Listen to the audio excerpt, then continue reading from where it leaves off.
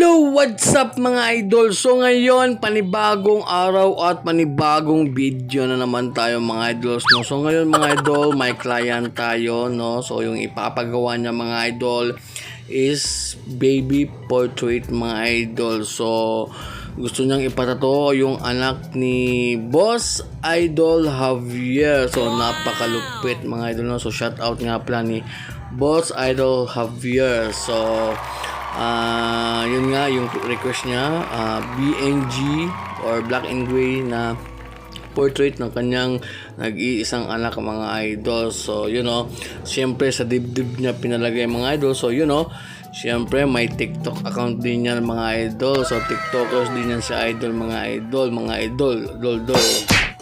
So yun mga idol, syempre nag-start na tayo dyan mga idol, no? Ay wala pa pala tayo nag-start dyan. So syempre shout out pa din sa ating nag-iisang sponsors, Big Waps Cartridges. So maraming salamat.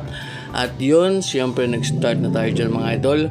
So yung ginamit nating size ng needle mga idol is dalawang klase lang. So yung lining 3RL, tapos yung shading is 17RM.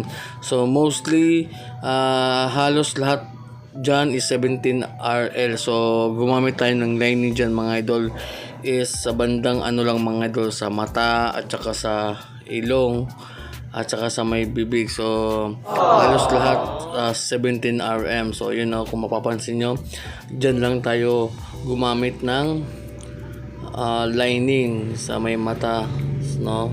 Tapos syempre yung ating voltage dyan mga idol is mahina lang mga idol, kasi nga yung ating hagod dyan is dahan-dahan lang, kasi alam nyo na portrait to mga idol. So medyo dahan-dahan lang talaga. So yun mga idol, nag-highlights na tayo dyan. Syempre gamit yung ating 3RL. Patapos na tayo dyan mga idol. At syempre talaga namang sisiw lang talaga ni Boss Idol Javier, napaka-astig mga idol, no? So after ng 4 na oras at kalahati, so 4.5 hours mga idol. So yan yung aming final result. So kayo na ang humusga mga idol kung nakuha ba natin or hindi. Basta ginawa ko yung best ko dyan mga idol. At syempre very satisfied naman ni client, no? Si Boss Idol Javier, Yeah, gang. So yun, maraming salamat at umabot kayo hanggang dito. Syempre sa nagpapa-shoutout ulit, naku lang naman. Sa next video ulit ha. Okay.